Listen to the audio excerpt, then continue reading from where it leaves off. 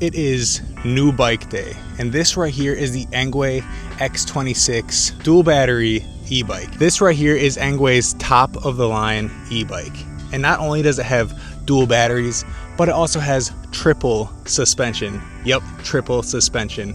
Kind of hard to believe. I've never seen an e-bike with triple suspension before, but this one has it. Today we're gonna take a look at what this bike has to offer, and then we're gonna test it out and see what it's capable of. Let's take a look at this beast. This thing looks awesome, and it is definitely a head turner, especially with the mag wheels and the unique frame design, which is, by the way, a folding design.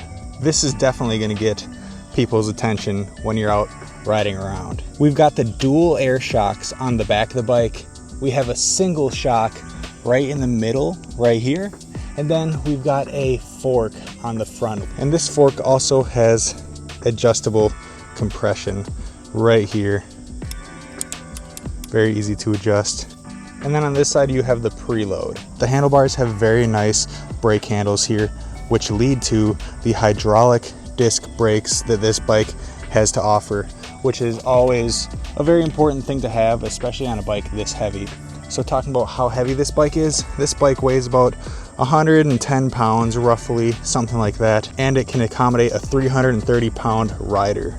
The kickstand is definitely larger and longer than any of the other bikes that I've tested, and it should be, because this is a huge bike. And talking about size, like I said guys, this bike is absolutely massive. Let's pop up the kickstand, let's hop on. I'm about 5'11", and I can't even put my feet flat on the ground unless if I lean over to one side. You get a spot right here for a rear rack, and they also give you a decorative cushion. This is not meant to hold another rider, and there isn't even pegs on the back for another to ride on. But ENGWE does say that this is for decoration in case if you don't plan on using the rear rack. But now you guys might be wondering, where the heck are the batteries on this thing? After all, it is a dual battery e-bike. One battery is built into the seat post here. Pop this up. This is a battery right here, and then the other battery is integrated inside of the frame. You can actually see the charging port right here, so you don't have to take either of the batteries out of the bike to charge them, which is a very nice feature, especially considering this battery here is kind of difficult to get to. The bike comes with a hardwired headlight, and it also comes with a rear light, which also lights up whenever you hit the brakes, which is very nice, and they include on pretty much all their bikes, I'm pretty sure. When it comes to the installation of this bike, all you really got to do is put the handlebars on, attach the light, put the front wheel on, put the rear rack pad on if you don't plan on using that rear rack. It's a very easy process to get this bike put together, and of course they give you all the tools you need to get it together as well. And as always, one of the more important things you want on an e-bike is a derailleur guard, and this one comes with it already installed. And it also comes with the Shimano Altus 8-speed shifter, which you access right up here. So you got this guy here, and you got one on the front. So you use your index finger to shift, and you use your thumb to shift back. And this bike also has a thumb throttle right here on the left side next to all the controls, and that is how you actually throttle this bike. That's right next to all the controls. You've got a horn button right underneath the thumb throttle. You've got to turn it on right here with the controller, and that's what the horn sounds like. The display is very nice and bright, very easy to read. It gives you all the information that you need when you're out on your rides, such as your odometer, the max speed you went, as well as the average speed you went. On the controls, you've got the plus and the minus. That's so you can turn your pedal assist up or down. And then if you hold down the I button here, that's gonna put it right into sport mode, which shows right down there below your assist level. We got the 26 by 4-inch knobby fat tires on this bike, which is pretty typical for most e-bikes of this style. So this is going to be great not only for trails like this one or the roads, but it's also going to be great for going off-road as well, especially with a triple suspension. That's going to absorb most of any bumps you guys hit on the road or on the trail. You've got a double-sided chain guard here, so that way your chain will not fall off, and you get a very nice squishy seat. I mean, that is a very very plush seat, and it should make for a pretty comfortable ride. So we already looked at the battery that's built into the seat post. The other battery is right inside here. All you got to do, pull this lever, fold this bike, and I'm gonna be honest with you guys, it's not a very easy thing to do. Then that is the second battery right in there. And then to close it up, you just got to fold it back to the starting position, lock it back in, good to go. And then the other battery plugs in right here into the back of the seat post, and the wiring goes right down here through the side down to the controller. One thing you got to keep in mind though is that seat post comes down pretty low. As you can see, it drops down even lower than the chain itself, so you got to be careful about the bumps you're going over, because you could definitely scrape that. I'm pretty sure it can definitely clear a curb, but just be careful about that. So if I missed something or I didn't mention something that you guys are curious about, make sure to drop a comment and I will get back to you and answer anything you guys want to know about this bike. But now we got to take it for a test ride, and that means we got to put the full face helmet on, because this bike goes up to 31 miles an hour, which I forgot to mention. So it goes up to 31 miles an hour, which is pretty fast, but we're gonna go get geared up and go for a test ride. All right, and here we are with the ENGWE X26. We're gonna go ahead and put this thing to the test. Not only are we gonna do our acceleration test, top speed test, hill climb test, we're also gonna do some off-roading with this thing, especially since it's got the triple suspension, which is awesome. Never had a bike with triple suspension. It's actually pretty much unheard of. I don't think there is any other bike that has it besides this one. But just to give you guys an idea of how big this bike is, take a look at it in this parking stall. It may be hard to tell from the action camera, because action cams tend to make things look smaller than they are. This thing is huge. So let's go ahead and hop right on this freaking monster of a bike. I've already got it turned on, set my compression. Yeah, suspension, very squishy. The back is definitely a bit stiffer than the front. Maybe it's because there's a lot of suspension back there. I'm sure it'll feel great when it comes to going off-road and going off bumps. The menu system, if you want to get into the menus, hold down the plus and the minus button. Then you've got all this stuff, advanced settings and display settings. This way you can unlock the bike and mess with some of the different settings it has to offer, but we're not going into that today. It's a very nice display though, and I am a big fan of it. Very easy to see. I don't know if you guys can see that. I'm sure you can. We're on pedal assist 5, and we're gonna go ahead and go right into sport mode. So you just hold down the I button. Sport mode is enabled, and now let's test this thing out. Right off the bat though, it does ride really nice, and that suspension feels really good. It's not as quick as, let's say, a 52 volt or a 60 volt system, because this is 48 volts and one of the batteries is 19 amp hours and one is 10 amp hours. I don't know which is which, but I'm assuming the seat post is the 19 amp hour, then the one inside the frame here is going to be the 10 amp hour. But right now we're going 28. We're steadily climbing. Just gonna turn here. This thing turns really well too. We're gonna go ahead and start off with our hill climb test, which is right up the road here. And most of our bikes we test out on the channel average about 12 to 15 miles an hour up this hill, but they all make it up the hill, which is the important part. Besides the exception of our 60 volt dual motor e-bike, that thing bombed up this hill at about 30 miles an hour, which is to be expected. That is a very, very powerful bike, but it's also got a very premium price tag on it as well.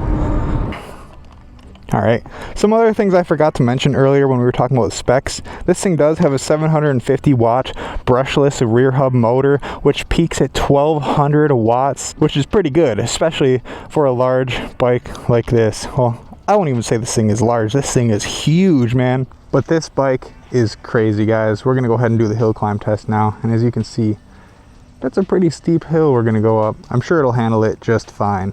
All right, time for this hill climb test. Oh, now it's an eco mode. So this has an eco mode and a normal mode and a sport mode, but I've seen some other reviews of this, and you cannot keep it in sport mode. It stays in sport mode for about 2 or 3 minutes or something like that, and then you've got to actually turn the display off in order to get back into sport mode, which is, in my opinion, stupid. But whatever, man. It's still an awesome bike. So now we're in sport mode. Let's do this hill climb test. Let's see what our average speed is going up this hill. Sitting at about 16, 15. This is the steepest part of the hill, where we usually end up hitting about 12, 14, 13. We're climbing it though. We're making it up. 13 miles an hour. That's about the average for most e-bikes in the 48 volt class with 750 watt rear hub motors. Now we're gonna go and do our top speed test. But before we do our top speed test, we're gonna see how this thing pedals. So this thing has a cadence sensor in it, and in order to shift, you actually have to use your index finger up here. I'm sure you guys can hear that clicking. You've got 8 gears you can go through, so that way you should be able to pedal well into the 29 to 30 mile an hour range. You guys can see my feet aren't moving too fast. Now we're going to start our app. Because I don't have a phone mount yet, we're just going to use this app, and it's going to tell us what our top speed is, which is, it's an accurate app to use. So we'll just go ahead and use that. Turn around right here. So we'll hit a decline top speed quick, see how fast we can get this thing going at a decline. And then we'll do our top speed test on a flat. So right now we're at 35, 36, 37, 38. So it topped us out at 38. And that's in normal mode. We are not in sport mode. So down that incline, 38. Let's go ahead and check our app. And the speedometer is pretty accurate. On here it says we went 36.5. So like a mile and a half, 2 miles per hour, give or take, for accuracy on this, but it's pretty accurate. But now it's time for the top speed test on a flat road, which is exactly what we're on now. Slow acceleration on this bike.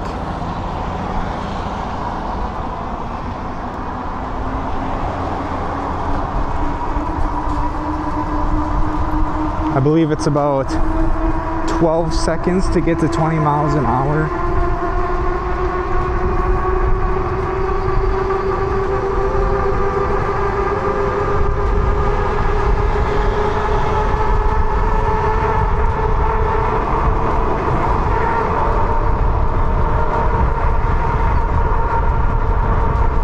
Looks like we topped out at about 29.5 on the flat.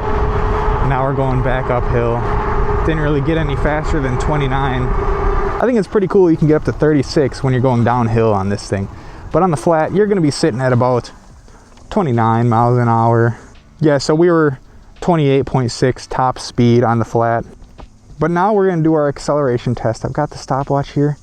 We're gonna go ahead and accelerate to 20, see how long it takes. 3, 2, 1.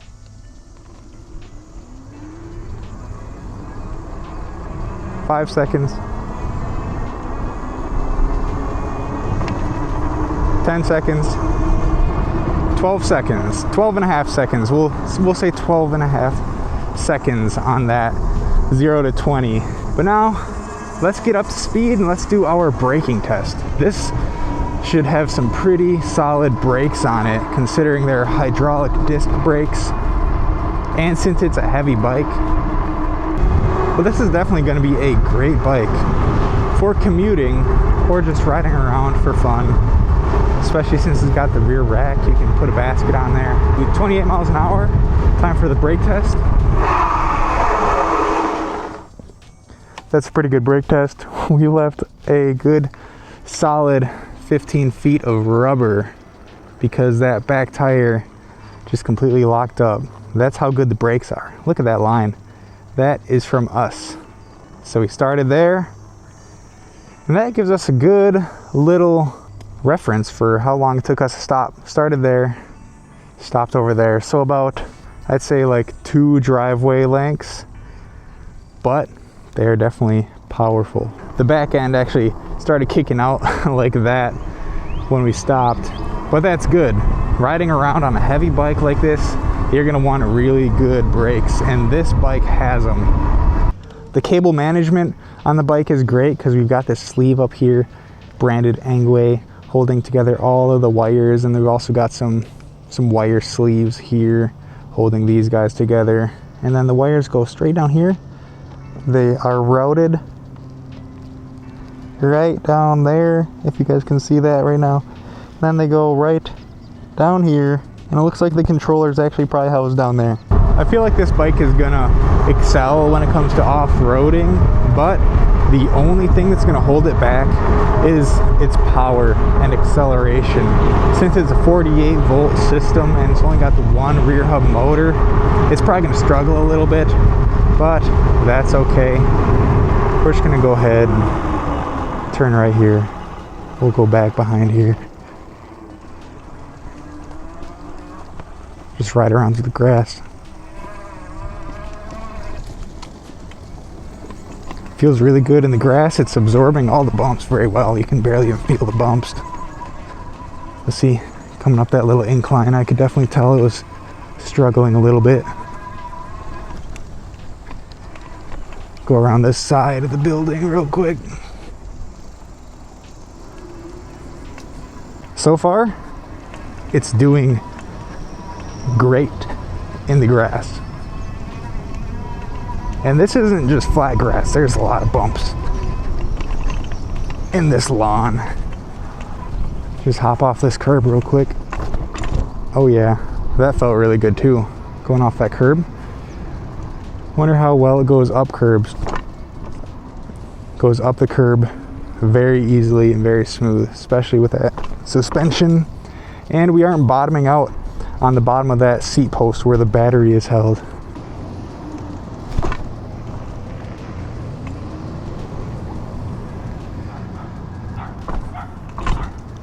Goes up and down the curbs flawlessly, man. Especially with those 26-inch tires. Some big bumps up here that we usually go over.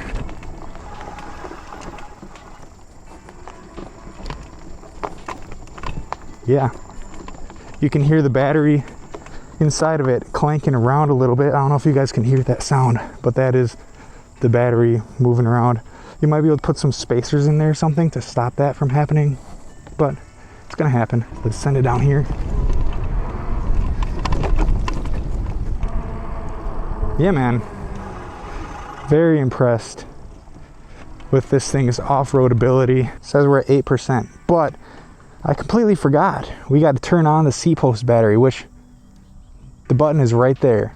That is the great thing about having dual batteries. Thought I had both batteries on that whole time, but either way, I'm pretty sure this bike doesn't draw power from both batteries at the same time. I think it drains one battery and then it drains the other battery. But my other dual motor e-bike draws power from both the batteries.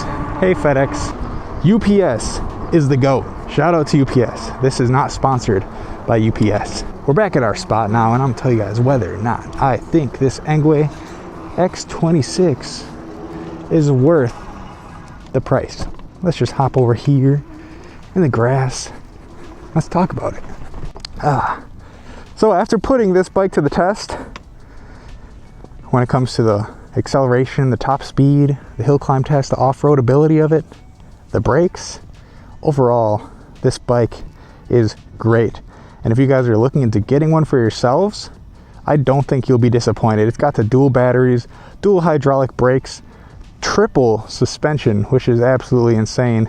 This is going to be a great bike for commuting and just having fun on, especially with the dual batteries. You're going to be able to go really far with those batteries in there, especially with a 29 amp hours total between the two. You're going to be set for a good long day of riding. So if you want to use this thing for commuting to work or going to the store or something like that, like I said, you can also pop the seat off. I don't have it screwed in properly, but take a look at that. That's the rear rack.